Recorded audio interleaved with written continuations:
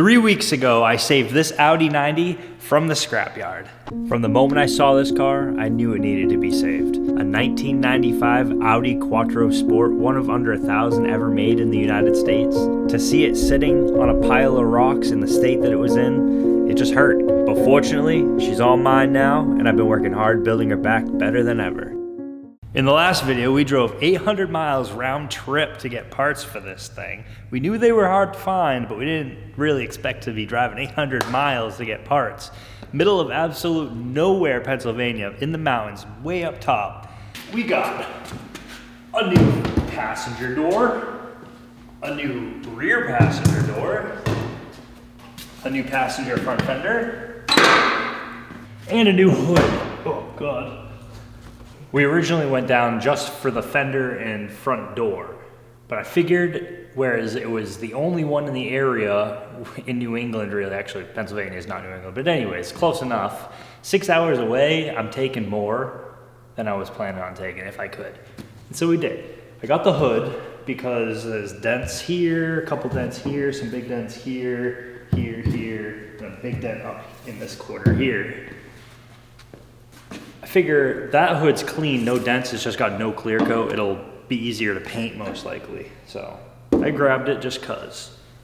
We grabbed the fender, obviously because we need a fender, look at that. He actually gave us this fender for free because it's got some rust bubbles. That is not a problem. The door, the front door, absolutely demolished. The factory one is just gone. So we got that. We also grabbed the rear door because I wasn't 100% sure, but it looks like the original door is actually in pretty good shape, aside for a couple little dents. This is actually just scuffs, there's no dents there. So to save myself some headache wiring, I'm probably just gonna keep that door, and we're only gonna replace this and that and the hood.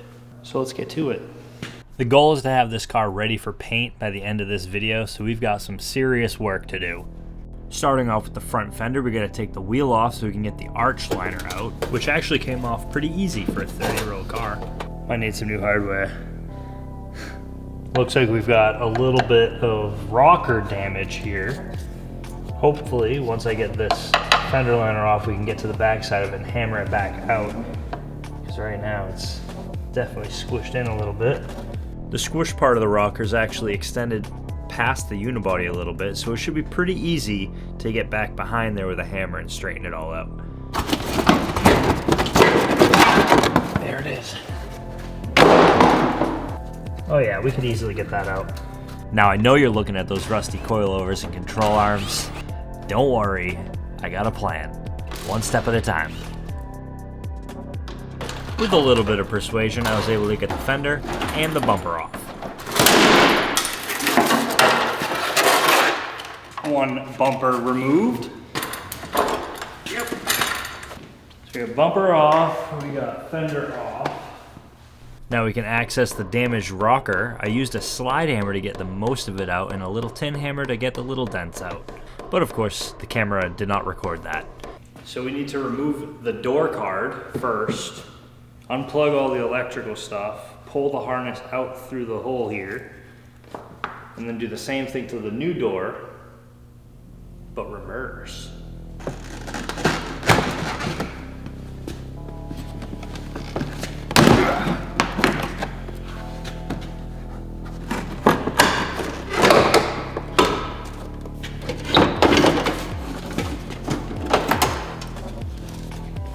Window. Right, now we just need this.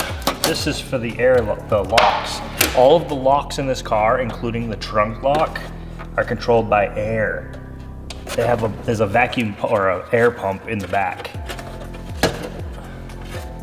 Crazy. All right, so this can stay. That mirror is busted. This is all we need right here. Now we just gotta feed this out this door. And then do everything in reverse. Once we're gonna take the new door apart and down to this, and and then put it back together. All right, easy peasy.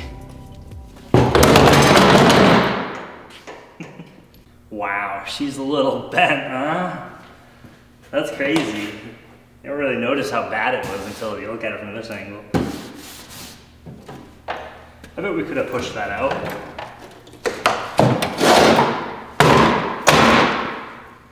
Yeah, good as new. I'd say we got pretty lucky where the damage was on that door. It came pretty close to smoking that rocker, which would have definitely totaled this vehicle. Lucky for us, it's just as easy as swapping out a door and calling it good. These are the door adjustments. Right here you can see this one's out like a 1/4 of an inch and this one's about 1/8 of an inch. If we take a look at the new door, they are about exactly the same. Hopefully it lines up perfect.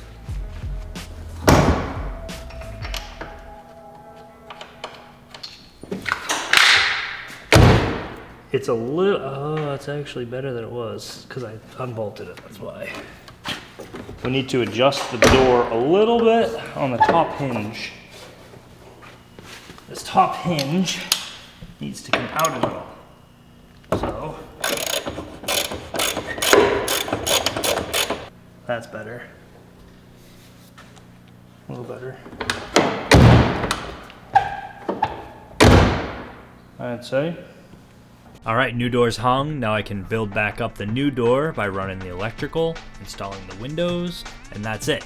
We're not gonna put the door cards back on because I need to get those reupholstered. But I'm still waiting on parts to come in the mail, so this will be good for now.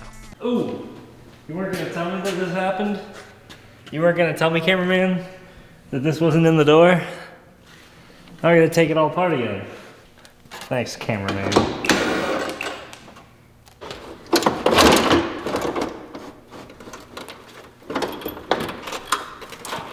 There you go, that's where it's supposed to be. Something like that. I tried telling you. I don't want to hear it, alright? I totally forgot that the original window to this car was stuck down about 1 inch in the junkyard the whole time it was there, and it formed a scratch. That is a scratch. It's not dirt. You can't clean that off. So we're gonna put the other window in. So it's back up for the window one more time, but I know if I didn't do it, that line would drive me nuts, so this is totally worth it. And while we've got the new window out of the door, we might as well give it a nice clean so we don't get any scratches in the future. Now that we've got a clean new window, we're gonna drop it in, and then we're gonna hook it up and make sure that the motor actually works, because we don't actually know if it does. Let's see, does the window work?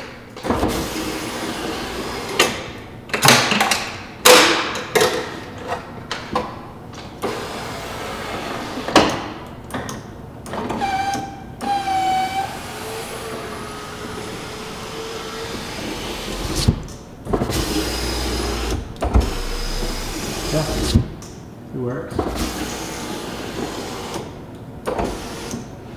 Cool. That's a wrap for the door. Now we can move on to that front fender, but there's something we gotta do first. We've got some good old-fashioned rust bubbles. We need to do something about this now before it gets any worse. Even though this fender is galvanized, all it takes is one little chip to damage the galvanized coating, and then it just starts to rust just like any other vehicle. So the plan of attack here is to cut a good section out of the old fender, and then cut the bad section out of this fender, and then weld the good section into this fender. Easy peasy. Now it just so happens that the section that was rotten on the fender also had a mount for the arch liner on the backside, so I had to make sure that all of that lined up perfectly. And in the end, we got one minty fender. One last step, we gotta check those body lines. Nice. Moving on to the driver's side fender, I was straightening it out a little bit, noticed there was some rot holes, so we're gonna have to do some rot repair on this side as well. But we don't have a driver's side fender to take pieces off of, so I cut a piece out of the passenger fender, and I'm using my shrinker to try and get the radius right. Perfect. In hindsight, I probably should have grabbed the driver's fender in Pennsylvania. But that's it for both fenders. Now it's time to move on to the front bumper. In the States, these cars came with some pretty ugly bumpers, but you know what isn't ugly? The Audi S2 bumper. Unfortunately, trying to find an OEM one of these, nearly impossible. Never mind how expensive they are. But as fate would have it, I found a replica, pretty local in New Hampshire, for 500 bucks. Which is actually about $100 cheaper than what shipping would have been if I wanted to buy one of these new on eBay. Let's get it on the car. This is gonna look so good. The guy even had the mounting brackets to go with it. Now, we all know how fiberglass goes with body kits and bumpers. It never works. It never lines up perfectly, but it's the price you gotta pay when you don't want to pay a high price for an OEM S2 bumper. And I'm convinced with a little bit of work and a lot of time, I could probably get this bumper to look pretty factory. Now, off camera, I actually welded a couple of plates where I'm gonna mount the bumper to the fender just to make sure that it's a little stiffer. And instead of using self-tappers, I'm going to put some riv nuts in the fender so that I can use some nice M8 bolts to hold this bumper on. And in the end, it came out pretty good. It's a little uneven, but I can live with it. And these wrinkles, we'll work that out later.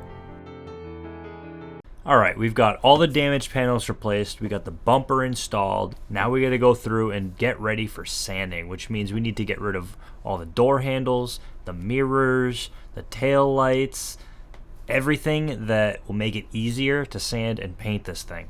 And would you be surprised if I told you that underneath these tail lights I found more rot?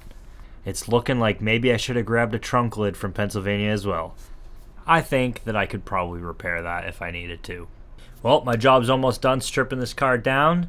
It's time to introduce you guys to Johnny. My paint buddy Johnny's here. He's gonna help get this thing all set up and ready for paint. I'm gonna help him out. We're gonna spread some mud, do some sanding, get this thing as straight as we can, lay down some liquid glass, if you will. Ooh. Hey, it's a lot better than it was already, just with the new doors. Shining some new light. Did you see on the this old doors? girl. Yeah, unfortunately. Now, I've known Johnny for years. We go way back to the BMX days, and I know he is just the guy to help get this thing to where it needs to be.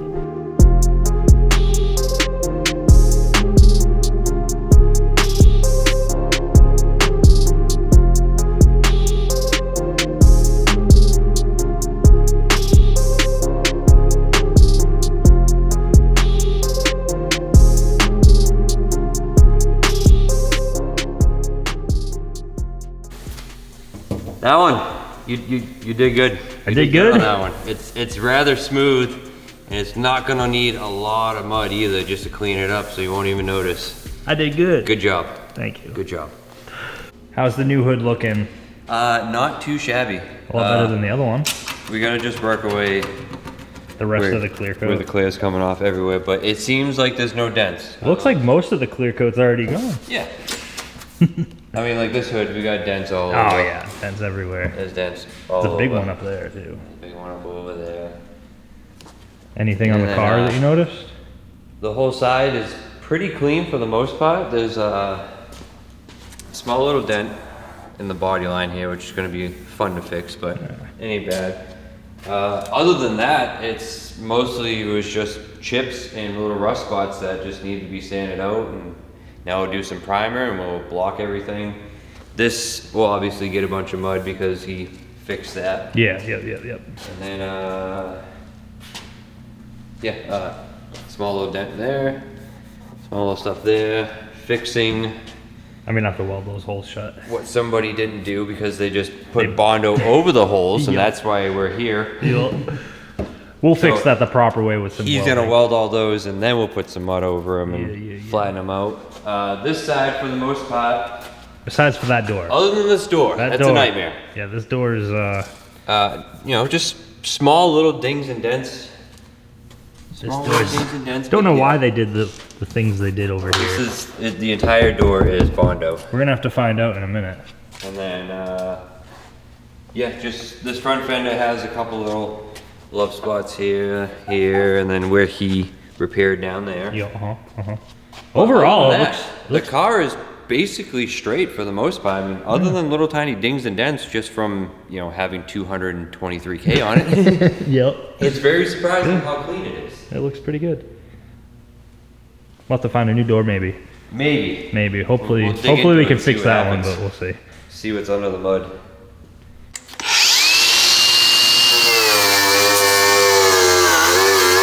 Do you want help? Was that off?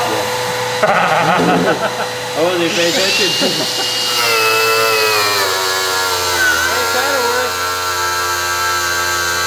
This door is just beyond saving.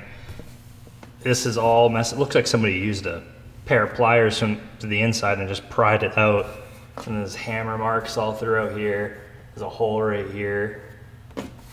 Guaranteed it's gonna be like this all throughout this, because as you can see, there's Bondo throughout this whole thing. So we need a new door. I'm gonna call a few more scrapyards, see if I can't source a door for the driver's side, and maybe even a new trunk lid. If I can get a new trunk and a new door, then we'll be styling. I wish I knew I would have grabbed both of those in Pennsylvania.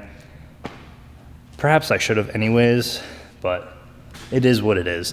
All rot holes and Bondo aside, the transformation in this car from the beginning of this video to where we are now is hard to deny. And I don't think it would be going on a limb to say that we might have paint on this car in the next video.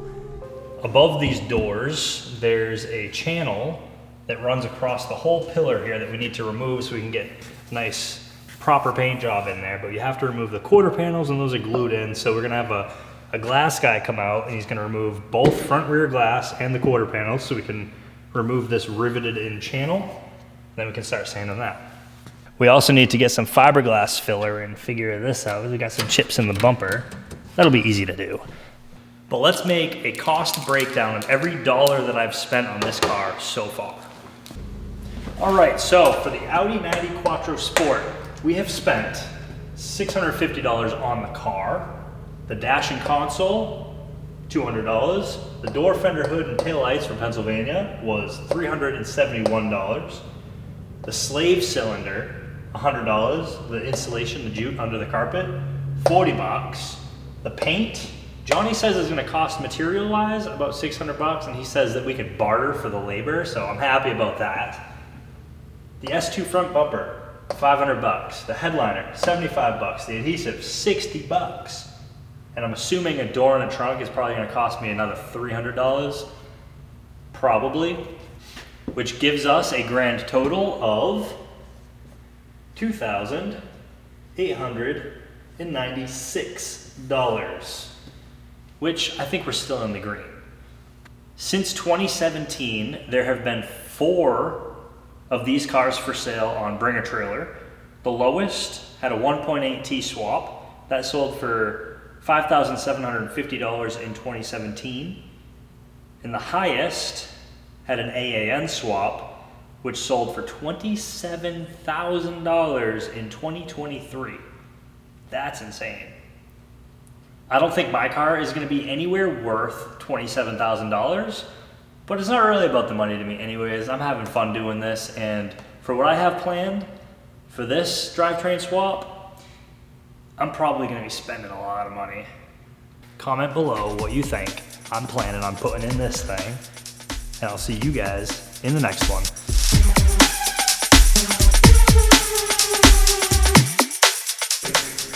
You got a present? Yeah. Nice. It's true.